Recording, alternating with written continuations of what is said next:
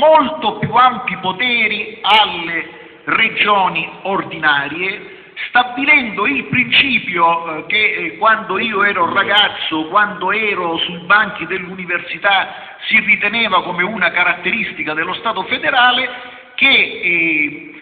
non è la regione ad avere attribuito un certo numero di poteri e allo Stato tutto il resto, ma è lo Stato ad avere attribuiti alcuni poteri e la regione in tutto il resto, in tutto quello non attribuito allo Stato, spettano alla regione. Questo per le regioni a statuto normale. E questo ha fatto sì che su certi punti l'autonomia di certe materie, l'autonomia delle regioni a statuto ordinario superasse addirittura quelli dello statuto speciale, tanto che la stessa legge numero 3 del 2001 pone una clausola di salvaguardia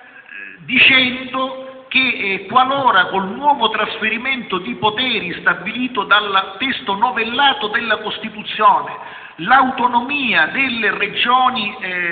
ordinarie superi l'autonomia delle regioni speciali, l'autonomia delle regioni speciali verrà automaticamente espansa per garantire alle regioni speciali di essere autonome allo stesso livello di quelle ordinarie, cioè non più speciali perché hanno di più, ma speciali perché hanno di meno. Non proprio perché in certe materie le regioni speciali hanno competenze che non hanno quelle ordinarie, ma in certe altre sono costrette ad inseguire con l'aiuto del salvagente, con l'aiuto della clausola di salvaguardia che la legge numero 3 ci ha dato. Ma c'è un altro meccanismo su cui vi invito a riflettere. Il testo dell'articolo 116 della Costituzione, nel confermare la specialità degli statuti speciali e quindi l'autonomia speciale che in questi statuti è contenuta, perché per le regioni ad autonomia normale non è contenuta negli statuti ma nella Costituzione dello Stato, e dopo aver rinominato le 5 regioni a statuto speciale,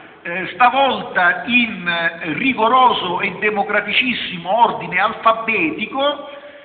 stabilisce un nuovo tipo di specialità. Stabilisce cioè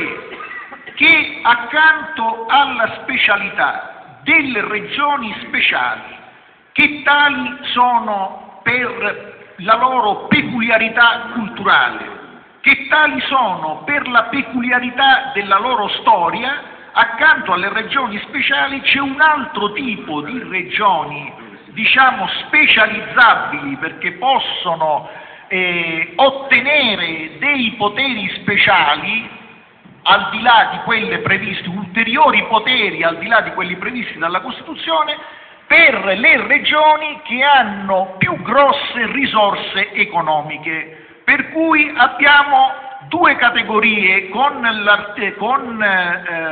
l'articolo 116 nel testo novellato, abbiamo due categorie di regione speciale. Le regioni speciali per storia e per cultura, e una di queste è la Sicilia, e le regioni speciali per censo, che avendo più denaro possono richiedere dallo Stato il trasferimento di nuovi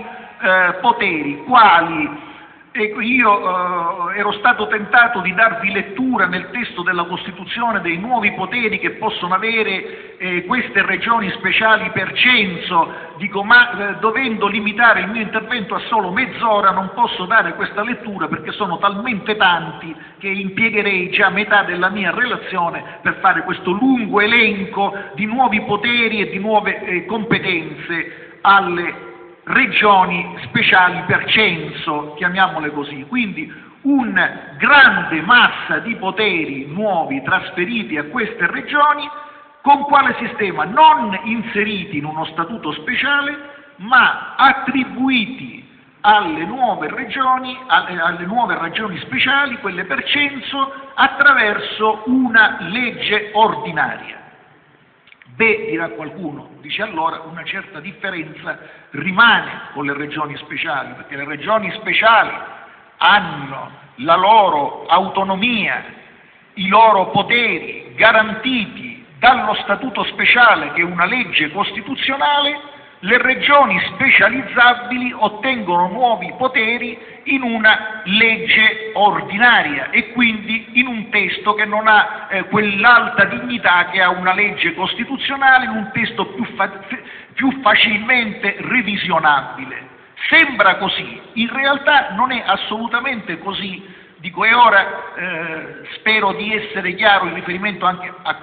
per coloro che fra voi sono studenti o comunque non sono giuristi. Innanzitutto lo Statuto speciale oggi è più facilmente revisionabile che in passato. Perché? Ed è più facilmente revisionabile rispetto alle normali leggi costituzionali, perché le leggi costituzionali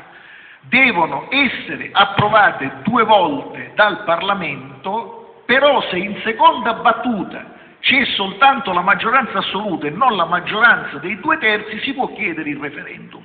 Per la revisione degli statuti speciali, dopo l'approvazione in seconda battuta a maggioranza, il referendum non si può richiedere, è stato soppresso il referendum in riferimento alla revisione degli statuti speciali. In atto si lascia aperta la porta alla possibile istituzione di un referendum costituzionale regionale, ma questo ancora non c'è, almeno non in materia costituzionale, per cui questi statuti potrebbero essere anche modificati attraverso un colpo di maggioranza. Sì, certo, la stessa maggioranza che approva alla Camera e al Senato e poi a 3 mesi dopo di nuovo alla Camera e al Senato una riduzione degli statuti speciali. Invece, per quelle che riguarda la legge che aumenta per censo i poteri alle regioni specializzabili, è una legge ordinaria, però questa legge ordinaria può essere approvata soltanto su proposta della regione interessata e sulla base di una intesa con questa regione. Per cui naturalmente questa legge in pratica, anche se formalmente è una legge statale, su questa legge si devono incontrare sia il consenso della regione interessata, sia il consenso dello Stato. Per cui, al momento in cui vengono ampliati i poteri alle regioni, sicuramente la regione interessata sarà d'accordo, ma al momento in cui dovessimo ridurre i poteri volessimo ridurre di nuovo i poteri alla regione che ha avuto, alla regione specializzabile, che magari per minori risorse economiche, questa regione per minori risorse economiche si voglia dare meno potere, bisognerà passare per la stessa procedura di revisione, per la stessa procedura, vale a dire la legge statale sulla base di un'intesa con la regione. Ora a me pare chiaro che è molto più facile approvare